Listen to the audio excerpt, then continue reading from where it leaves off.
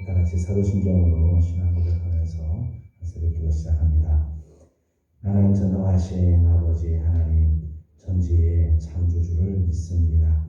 나는 그의 유일하신 아들 우리 주 예수 그리스도를 믿습니다.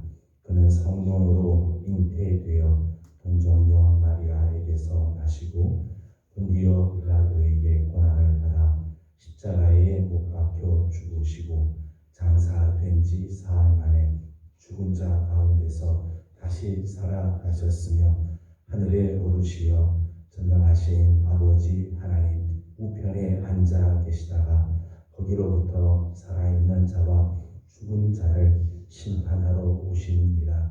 나는 성령을 믿으며 거룩한 공교회와 성도의 교제와 죄를 용서받는 것과 몸의 부활과 영생을 믿습니다. 아멘. 찬송가 205장 읽겠습니다. 찬송가 205장입니다.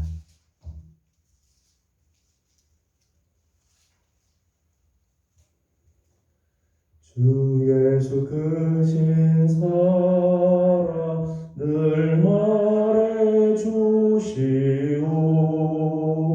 나 항상 듣던 말씀 또 들려주시오. 정해지 않는 천국 주 예수 계신 곳 나 밝히 알아듣게 또 들려주시오. 나 항상 듣던 말씀 나 항상 듣던 말씀 주 예수 크신 사랑 또 들려주시오.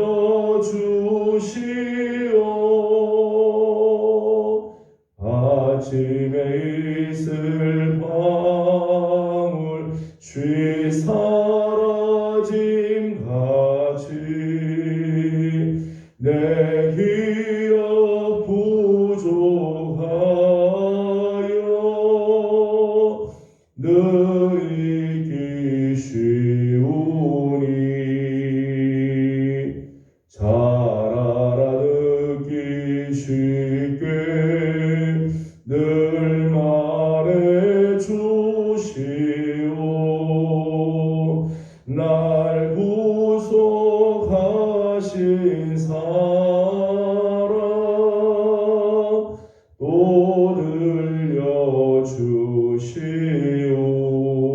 들려주시오.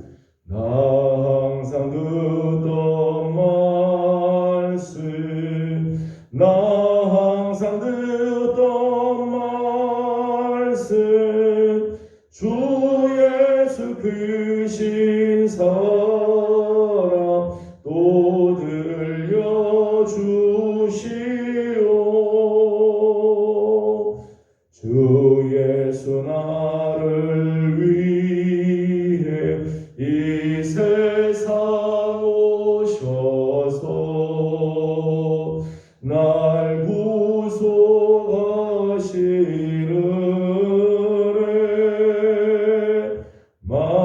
말하여 주시오. 나 같은 사람 위해 주 보혈을 였네. 이 복스러운 말씀 또 들려주시오.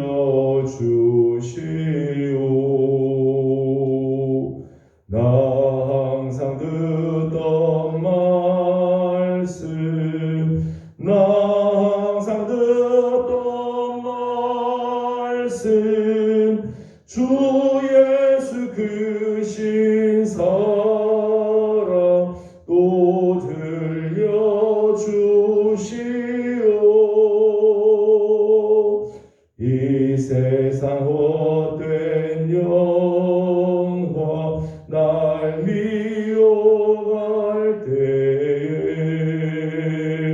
주 예수 그 신사랑 늘 들려주시오.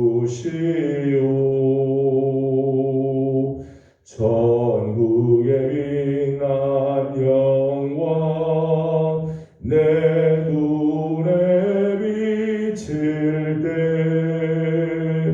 주 예수 그 신사랑 또 들려주시오.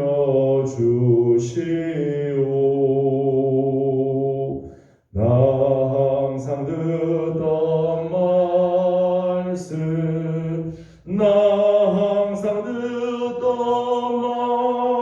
말씀 주 예수 그 신사랑 또 들려주시오.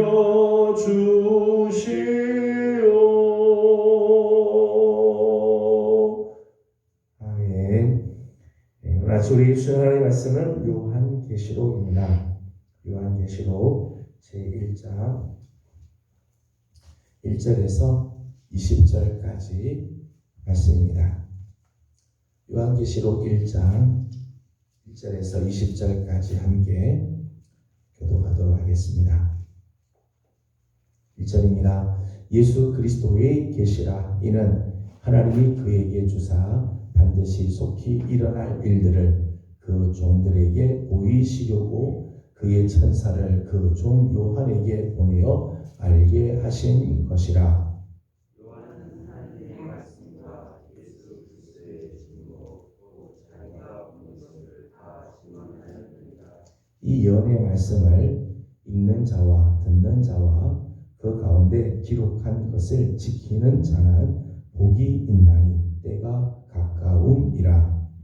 요한은 아시아에 있는 일곱 교회에 편지하노니 이제 보내시고 전에도 계시고 장차 오시리와 그의 보좌 앞에 있는 일곱 영과 또 충성된 증인으로 죽은 자들 가운데에서 먼저 나시고 땅의 임금들의 머리가 되신 예수 그리스도로 말미암아 은혜와 평강이 너희에게 있기를 원하노라. 우리를 사랑하사 그의 피로 우리 죄에서 우리를 해방하시고 그의 아버지 하나님을 위하여 우리를 나라와 제사장으로 삼으신 그에게 영광과 능력이 세세로 있기를 원하노라.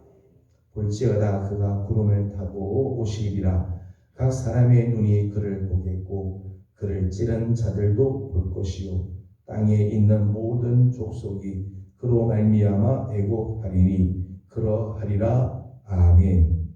주 하나님이 이르시되 나는 알파와 오메가라 이제도 있고 전에도 있었고 장차 올 자요 전능하라 하시리라. 나 요한은 너희 형제요 예수의 환난과 나라와 참음에 동참하는 자라. 하나님의 말씀과 예수를 증언하였으므로 말미암아 밤무라 하는 섬에 있었더니 주의 날에 내가 성령에 감동되어 내 뒤에서 나는 낙발소리 같은 큰 소문을 들으니 이르되 내가 보는 것을 두루마리에 써서 에베소, 서머나, 버가모, 투아디라, 사대, 빌라델비아, 라오디게아 등 일곱 교회에 보내라 하시기로. 몸을 돌이켜 나에게 말하는 음성을 따라오고 그들에게 일곱 금촛대를 보았는데 촛대 사이에 인자 같은 이가 발에 끌리는 옷을 입고 가슴에 금띠를 띠고 그의 머리와 털의 길이가 흰 양털 같고 눈 같으며 그의 눈은 붉고 그의 발은 풀무불에 단련한 빛난 주석 같고 그의 음성은 많은 물소리와 같으며 그의 오른손에 일곱 열이고 그의 입에서 좌우에 날성금이 나오고 그 얼굴은 내가 주께 비춘 것 같더라.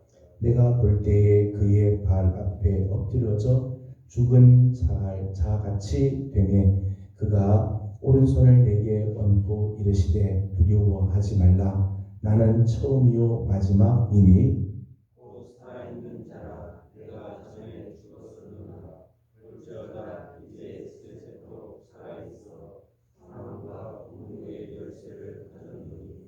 그러므로 네가 본 것과 지금 있는 일과 장차 될 일을 기록하라. 내가 본 것은 내 오른손에 일곱 별을 이루고 또 일곱 금숫대라. 일곱 별은 일곱 교회의 사자요 일곱 촛대는 일곱 교회니라. 아멘. 말씀도 새로이 끼우며 주님 앞에 엎드리는 우리 귀한 식구들, 주의 은혜를 사모하는 마음들마다 우리 하나님께서 찾아와 주시고 예비하신 하나님의 은혜와 평강이 식구들에게 가득하기를 소망합니다. 오늘 아침부터는 요한계시록의 말씀을 나누도록 하겠습니다. 자타가 다 이야기하는 바, 지금 우리가 살고 있는 시대는 역사의 지금 마지막을 살고 있다 이야기를 합니다.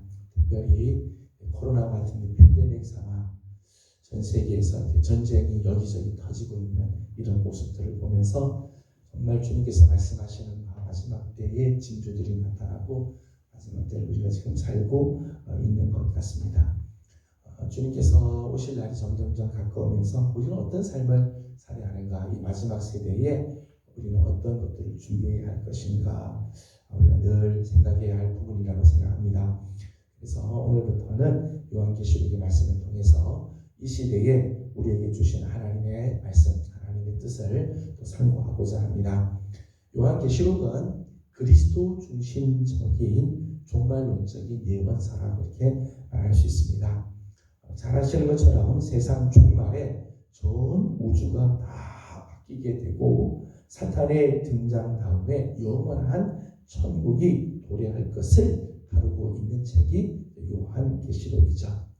요한계시록은 단순히 종말의 기록이 아니죠. 요한계시록은 단순히 마지막 때의 이야기만이 아니라 예수 그리스도 중심의 종말론, 예수 그리스도를 통해서 이 역사가 완성이 되는 것을 이야기합니다. 마지막 때의 이야기보다는 역사가 완성이 된다. 하나님이 계획하시는 하나님의 뜻이 다 성취되고 역사가 완성이 되었음을 말씀하는 책이라고 할 수 있습니다. 요한계시록을 기록한 목적은 크게 두 가지 면에서 생각할 수 있습니다. 하나는 시대적인 배경 때문입니다. AD 64년에 로마에는 대화재 사건이 있었습니다. 네로 황제 때 로마의 대화재 사건이 일어나게 되고 이 네로 황제의 때 이 대화재 사건 이후로 그리스도인들이 엄청난 박해를 받게 되죠. 로마의 대화재 사건이 잘 이게 진압이 잘 되지 않고 이 자꾸 훌륭한 소문들이 막 도니까 나중에는 네로가 이 화재의 주범이 예수 믿는 사람들이다, 그렇게 이제 돌리게 되죠. 그래서 크리스천들이 엄청난 박해를 받게 되어집니다. 그 이후로 이 크리스천들이 많은 박해를 받게 되는데 요한은 교회의 존재마저 위협을 받는 이런 상황 속에서 성도들이 낙심하지 않고 좌절하지 않고 끝까지 믿음을 잃지 않고 일어날 수 있도록 권면하기 위해서 이 요한계시록을 썼다는 거예요. 지금 당하고 있는 정말 절박한 상황, 낙심과 좌절할 수밖에 없는 그런 속에서도 끝까지 믿음을 잃지 않고 하나님 앞에서 굳건히 서게 하기 위해서 마지막 때 하나님께서 역사를 그리스도께서 그 역사를 완성하실 때 그 복된 세계가 어떤가, 믿음을 끝까지 지킨 자들은 하나님이 어떤 영광을 준비하고 있는가를 미리 보여주기 위해서 이 요한계시록을 썼다는 거죠. 그래서 요한계시록을 당시에 받아보았던 1세기의 성도들은 우리가 이렇게 힘든 박해를 받고 고난의 시기를 지나가지만 우리에게 하나님이 예비한 나라가 이런 나라라면 우리가 끝까지 참고 견디자, 이런 마음을 가지게 되었다는 것이죠. 두 번째 기록의 목적은 종교적인 상황 때문입니다. 당시에는 율법 준수를 생명같이 여기는 유대주의자들이 팽배히 있었고 이 유대주의자들과 그리스도인들 간에 많은 마찰이 있었다는 거예요. 뿐만 아니라 AD 1세기경에는 애니미즘, 정령신학과 같은 원시 종교 또는 미리 종교, 각종 주술 숭배와 점성술들, 또 철학적인 종교들이 점점 팽배해지기 시작하면서 기독교를 멸시하는 현상들이 나타났다는 거예요. 1세기 때, 그 당시 때 기독교에 대한 박해들이 정치적인 박해만이 아니라 이런 다른 종교와의 마찰 속에서 기독교 메시아 상달이 나타나게 됩니다. 그리고 미혹하는 영들의 활동이 아주 활발하게 범람하기 시작했다는 거죠. 이렇게 미혹하는 영들이 막 활동하는 속에서 정말 하나님이 원하시는 뜻이 뭘까? 하나님의 성령께서 우리에게 주시는 말씀은 무언가를 바로 알려주기 위해서 요한계시록을 기록하였다는 것입니다. 사실 요한계시록은 많은 상징적인 표현들이 들어있고 해석하기가 참 난해한 그런 부분들이 있는 것이 사실입니다. 그래서 이 종교개혁자 존 칼빈 같은 경우는 이 요한계시록을 이 주석을 하지 않죠. 다른 건 다 주석을 하지만 요한계시록은 주석을 하지 않죠. 그러니까 잘못 해석하면 이 엉뚱하게 가면 큰일 난다 그런 생각을 가졌기 때문입니다. 근데 이제 이 요한계시록을 그럼 우리가 어떻게 봐야 하는가? 요한계시록을 우리가 어떻게 해석해야 하는가 하는 그런 문제들이 있죠. 몇 가지 해석하는 방법이 있습니다. 첫째는 AD 1세기에 아시아 교회들의 역사적인 상황을 기록한 것이다. 그러니까 지금 요한이 이 요한계시록을 쓰게 될 때 그 당시의 상황들을 상징적인 표현으로 썼다는 거죠. 그래서 그 표현들을 가만히 보게 되면 1세기에 이 아시아에 있는 소아시아의 여러 교회들이 상황들이 잘 기록이 되어 있고 그런 상황들을 잘 보게 되면 요한계시록을 우리가 훨씬 더 잘 이해할 수 있다는 거죠. 또 우리가 보기에는 이 단어들이 어려운 단어지만은 1세기의 성도들에게는 이런 상징적인 단어들을 보면은 저들이 느끼는 상황, 그들의 역사적인 상황을 잘 이해할 수 있게 썼다는 것입니다. 또 하나의 해석의 방법은 장차 전개될 교회사의 파노라마에 대한 예언이다. 앞으로 교회의 역사가 이렇게 될 것이다. 역사가 진행이 되면서 교회는 이런 역사를 점점점 살아가게 될 것이라고 하는 예언의 말씀이라는 거죠. 역사적인 면에서 교회의 미래에 대한 예언의 말씀으로 이 요한계시록을 이해할 수 있다는 거죠. 요한계시록을 보면 장차 교회는 어떤 일들을 만나게 될 건가? 교회사의 파노라마가 어떻게 전개될 것인가를 예언하는 부분으로 요한계시록을 볼 수도 있다는 것입니다. 두드러진 것은 1장에서 3장까지를 제외하고 대부분은 예수 그리스도의 재림을 전후로 하는 이 사건에 집중이 되어 있죠. 예수 그리스도의 재림과 관련된 사건으로 보는 그런 방법이 있습니다. 요한계시록을 보면서 예수 그리스도의 재림 전과 재림 후에는 어떤 일이 있었는가 거기에 대해서 우리에게 알려주는 책이다라고 우리가 볼 수 있기도 하다는 거죠. 그런가 하면 요한계시록은 어떤 특정한 역사적인 사건을 예견한 것이 아니라 교회사를 통해서 계속해서 내려오게 되는 선과 악 사이에서의 싸움에 관한 책이다. 어떤 한 시대를 이야기하는 게 아니라 어떤 한 때를 말하는 게 아니라 교회 사이에 늘 계속해서 내려오게 되는 선과 악 사이에서의 싸움에 관한 이런 말씀입니다. 이제 묵시록의 특징이죠. 묵시록의 성격이 이런 거죠. 그런 면에서 영적인 해석을 통해서 오늘 우리에게 주시는 메시지를 들어야 한다. 이렇게 해석을 하기도 합니다. 사실 이 모든 것들이 다 요한계시록에 다 포함이 됐습니다. 어떤 부분에서는 역사적인 해석이 필요한 부분도 있고요.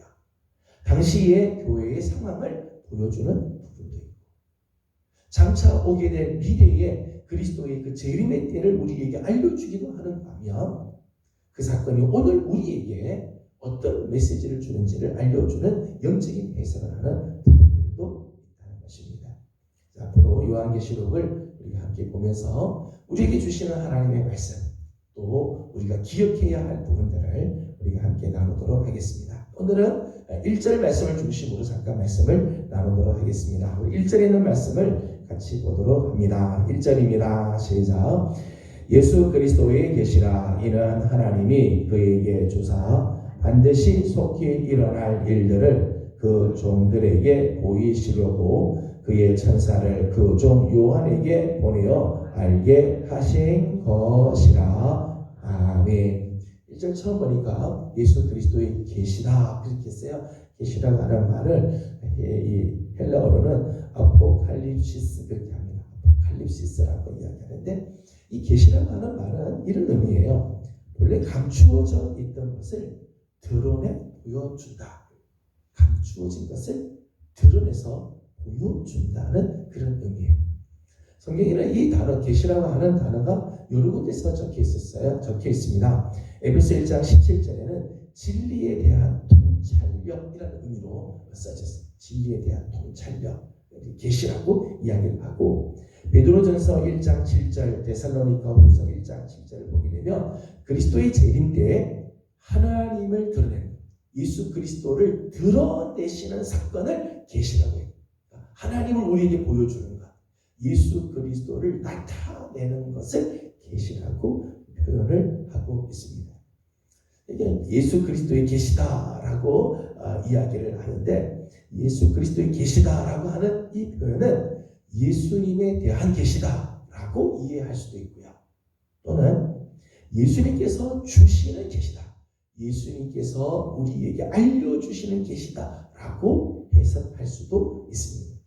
예수 그리스도 자신에 대한 계시라고도 말할 수 있고 예수님께서 우리에게 주시는 계시 이렇게도 이해를 할 수 있죠.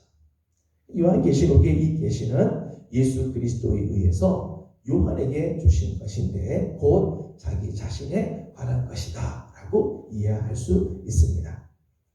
요한계시록은 예수님 자신을 우리에게 이제 보여주는 책이죠.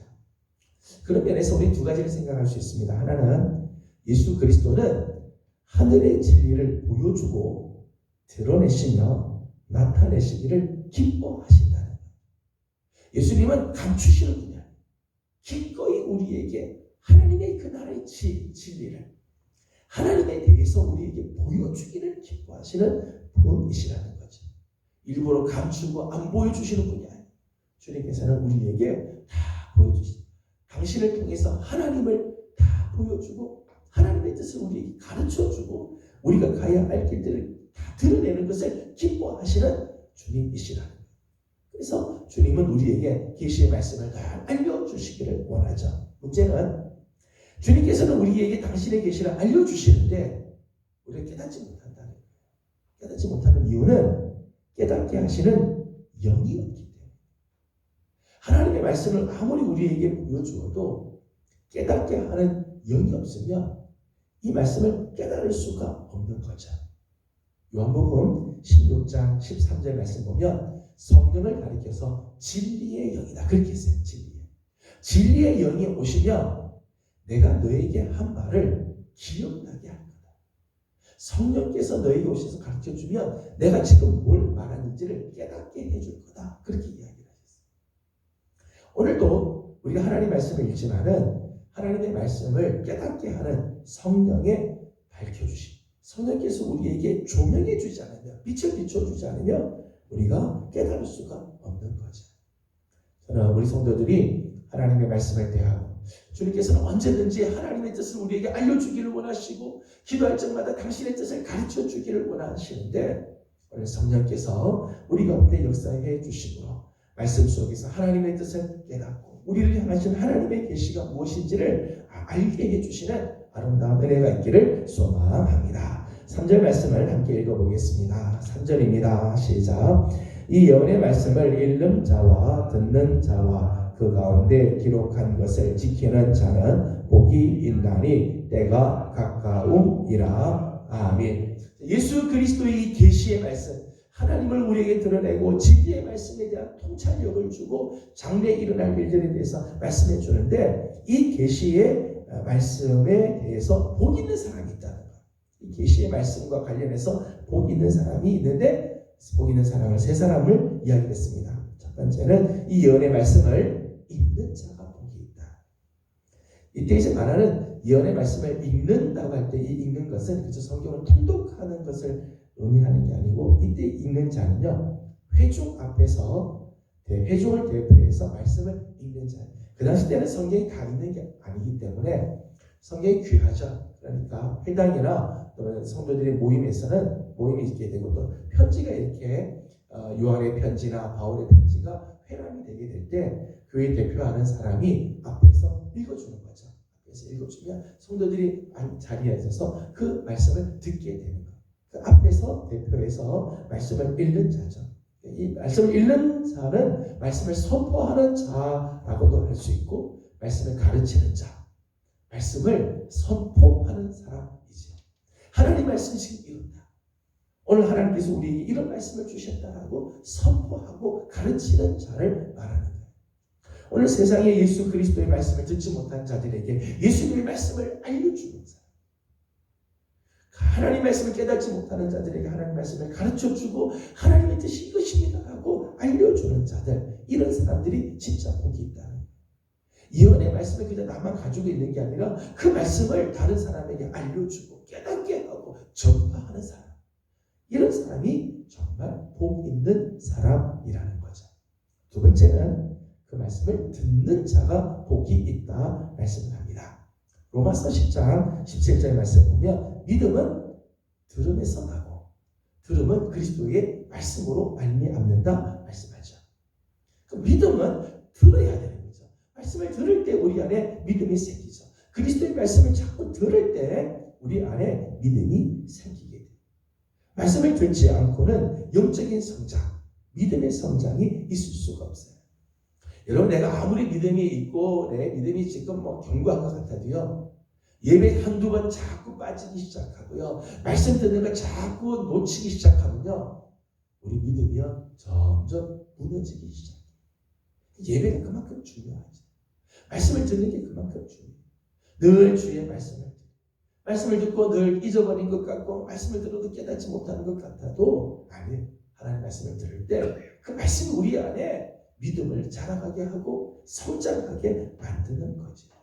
들을 귀가 있는 게 얼마나 중요한지 몰라요. 들을 귀가 없으면 아무리 말씀을 들려줘도 깨달을 수가 없는 거죠. 들을 귀가 있어요. 말씀이 들려온다, 말씀을 내가 들었다, 말씀이 내 속에 들려온다는 건 너무너무 축복된 일이죠. 그 말씀이 우리 안에서 믿음을 자라가게 하기 때문입니다. 예언의 말씀을 읽는 자가 복이 있고 그 말씀을 들을 귀가 있어 그 말씀을 듣는 자가 복이 있습니다. 한 걸음 더 나아가 기록된 그 말씀을 지키는 자가 복이 있다 말씀을 합니다. 기록된 말씀을 이제 지키는 자들이, 순종하여 행하는 자들이 복이 있다 말씀합니다. 야고보 사도는 그런 이야기를 합니다. 야고보 2장 17절에서 행함이 없는 믿음은 죽은 믿음이다 그렇게 말씀하죠. 믿음이 있다고 하지만은 하나님 말씀에 순종하지 않고 말씀대로 살아가지 않는 사람은 그런 믿음은 다 죽은 믿음과 같다. 영혼 없는 몸과 같다 말씀을 합니다. 여러분, 하나님의 말씀은요, 내가 지키는 것만이 내 말씀이 되는 거예요. 하나님께서 우리에게 말씀을 주셔도요, 많은 말씀 주시면 그 말씀대로 행하고 그 말씀을 지킬 때 그게 진짜 내 말씀이 되는 거죠. 나의 말씀, 레마가 돼요. 아무리 많은 말씀을 들어도요, 지키지 않으면 그 나의 말씀으로 나올 수가 없는 거예요. 정말 나의 말씀으로 남아있고 내 삶에서 역사가 일어나고 내 삶에서 그 말씀이 생동감 있게 움직이기 위해서는 그 말씀을 지키고 그 말씀에 순종하고 말씀대로 행해야 한다는 말씀이죠. 저는 우리에게 주신 이 하나님의 말씀, 우리에게 주신 예수 그리스도의 계시, 주님은 언제나 우리에게 당신의 말씀을 주시기를 원하고 하나님을 알게 해주기를 원하고 당신의 뜻을 가르쳐 주기를 원하시는데, 하나님의 이 말씀을, 예언의 말씀을 읽는 자가 되어 말씀을 선포하고 말씀을 알지 못하는 자들에게 이 말씀을 알려주는 삶을 사는 성도들, 또 들을 귀가 있어 주의 말씀을 들을 적마다 말씀이 양식이 되고 말씀이 우리의 믿음과 신앙을 성장케 하며 영적으로 성숙케 하는 놀라운 역사가 일어날 뿐만 아니라 말씀을 지켜 행함으로 그 말씀이 나의 말씀으로 남고 내 삶에서 역사하는 귀한 능력들이 나타나는 아름다운 은혜가 있기를 주님의 이름으로 축복합니다. 기도하겠습니다. 걸어가신 우리 하나님, 은혜와 사랑을 감사드립니다. 마지막 때를 사는 우리들이 어떻게 살아야 하는가, 이 어려운 시기를 우리는 어떤 모습으로 지내야 할 것인가를 또 우리에게 말씀해 주시니 감사드립니다. 오늘부터 시작하는 또 요한계시록의 말씀을 통해 이 세대에 하나님의 뜻을 깨닫고 하나님이 원하시는 삶을 살아가는 우리 성도들이 다 되게 하여 주시옵소서. 특별히 예언의 말씀을 읽는 자와 듣는 자와 그 가운데 기록된 것을 지키는 자가 복이 있다 말씀하시는데, 때가 점점 가까우고 주님 오실 날이 가까울수록 말씀을 읽고 말씀을 들으며 말씀을 지키는 자로 살아가게 도와주시옵소서. 하나님, 우리 성도들 중에 연약한 성도들 많이 있습니다. 특별히 중한 질병과 싸우고 있는 우리 성도들, 또 코로나와 또 오랫동안 앓고 있는 지병, 여러 가지 상황 속에서 힘들어하는 우리 성도들도 있습니다.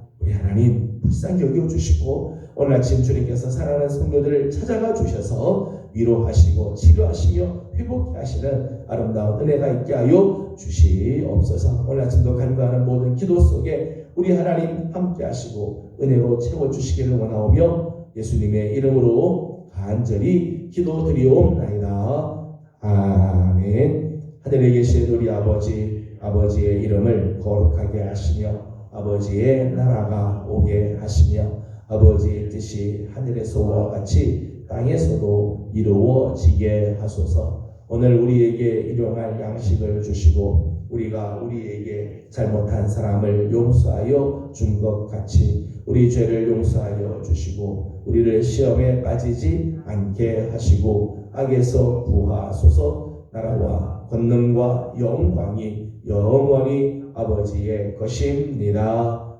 아멘.